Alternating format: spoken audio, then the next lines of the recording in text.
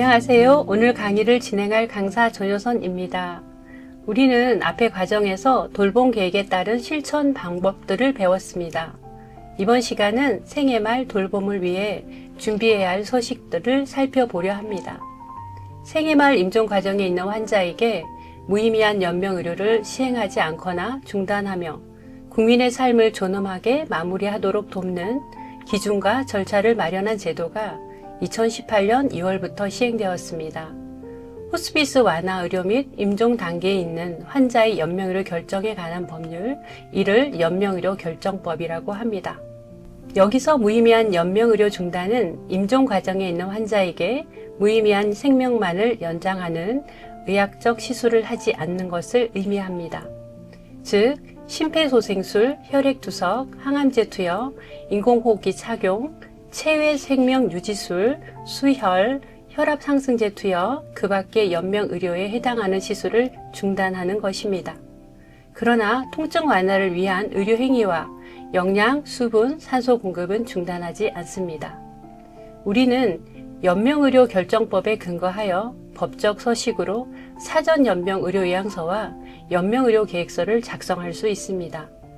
사전 연명의료의향서 작성 시에 중요한 세 가지를 이해해야 합니다. 첫째, 19세 이상 성인은 본인의 주체적 의사결정에 따라 작성 가능하며 가족 및 지인의 대리 서명은 불가합니다. 둘째, 서식 작성은 무의미한 연명의료를 시행하지 않거나 중단하는 것을 의미하며 호스피스를 어떻게 이용할지 계획을 밝혀둘 수 있습니다. 셋째, 신분증을 지참하여 보건복지부에 등록된 등록기관에서 작성해야 합니다. 또한 연명의료 계획서는 말기 또는 임종 과정에 있는 환자가 담당 의사와 상담하여 연명의료를 중단하는 서식을 작성하는 것입니다. 집에서 가까운 등록기관을 검색하거나 나머지 자세한 사항은 국립연명의료관리기관 홈페이지를 참고하시면 됩니다. 다음은 호스피스 완화 의료와 이용 방법에 대해 알아보겠습니다. 암 등 말기 질환으로 진단받은 경우 말기의 통증 조절과 증상 완화를 위해 돌봄을 받을 수 있는 호스피스 완화 의료 전문 기관을 이용할 수 있습니다. 호스피스 완화 의료에는 4가지의 유형이 있습니다. 첫째, 암 환자만이 이용할 수 있는 입원형 호스피스가 있습니다. 통증이나 신체 증상, 즉 구토, 수면장애, 식욕부진 등을 완화하는 처치를 받을 수 있고 사별가족 돌봄과 임종관리 서비스를 받을 수 있습니다. 둘째, 일반 병동에 입원하거나 통원으로 돌봄을 받는 자문형 호스피스는 담당 의사의 변경 없이 진료를 받으며 증상관리와 전인적 돌봄을 받을 수 있습니다. 셋째, 가정에서 돌봄을 받을 수 있는 가정형 호스피스가 있습니다. 간호사와 복지사, 자원봉사자 등이 주 2회 가정을 방문하여 돌봄을 제공하는 서비스입니다.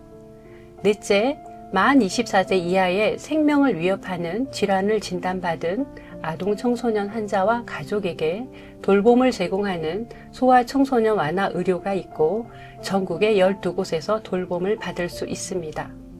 특히 자문형과 가정형 호스피스는 암, 말기 후천성 면역 결핍증, 말기 폐쇄성 호흡기 질환, 말기 만성간경화, 만성호흡 부전으로 대상 질환을 제한하고 있습니다. 호스피스 완화 의료 대상자는 기대 여명이 6개월부터 이용 가능하며 회복 가능성이 없으며 비치료적 간호를 받기로 결정한 환자입니다. 일반 병원에서 호스피스 전문 병원으로 전원하거나 호스피스 전문 병원에 입원을 원하는 경우에 준비 서류는 다음과 같습니다. 첫째, 현재까지 치료 기록이 담긴 말기 진단 소견서나 의료 진례서. 둘째, 의무 기록 사본 등은 모두 최근 검사 결과를 준비해야 합니다. 셋째, 현재 복용 중인 약에 대한 투약 기록지, 처방전과 영상 복사 등도 모두 최근 결과를 준비하셔야 합니다. 호스피스 전문 기관의 이용료는 건강보험의 적용으로 자기 부담금의 5%입니다. 하루 입원비는 일당 정액으로 종별, 상급, 종합, 의원에 따라 다르며 병실 차액은 비급여입니다. 이때 이용하는 병원에 보조활동 인력이 있는지 확인하여 간병을 누가 할지에 대한 사항도 미리 체크해야 합니다. 이 외에 자세한 사항은 국립중앙호스피스 홈페이지 자료실을 참고하시면 됩니다. 다음은 생애말 이별 준비 노트로 다음과 같이 4가지 서식을 작성해 두는 것이 좋습니다. 첫째, 유언장입니다. 유언의 법적 효력은 자필 증서가 필수이므로 본인의 이름, 현주소, 유언 내용과 작성 연월일을 기재한 후 반드시 성명 및 날인을 해야 합니다. 이때 도장을 찍어도 좋습니다. 두 번째, 나의 부고장입니다. 나를 3인칭, 그 또는 그녀로 작성하는 것으로 그동안 지나온 삶을 객관적으로 돌아보고 여생을 어떻게 마무리할지 계획하고 준비하는 데 도움을 주는 서식입니다. 세 번째, 장기기증 등록서입니다. 각막이나 인체 조직 등 장기 기증을 희망하는 경우 미리 서식을 작성하여 기증 의사를 밝혀두면 장기 기증 희망 등록증과 스티커를 받을 수 있습니다. 네 번째, 사전 장례 의향서입니다. 장례 의향서 작성은 내가 원하는 장례 방법과 절차를 미리 서식에 따라 작성하여 품위 있는 장례를 준비할 수 있는 의향서입니다. 남겨진 가족에게 고인의 뜻에 따라 장례를 치룰 수 있어 진행에 큰 도움이 됩니다. 이 외에도 엔딩 노트를 마련해 내가 전하고 싶은 내용을 남겨두는 것이 좋습니다. 또한 기타 계정 확인을 위해 아이디나 비밀번호 등을 노트에 기록해 두는 것도 좋습니다.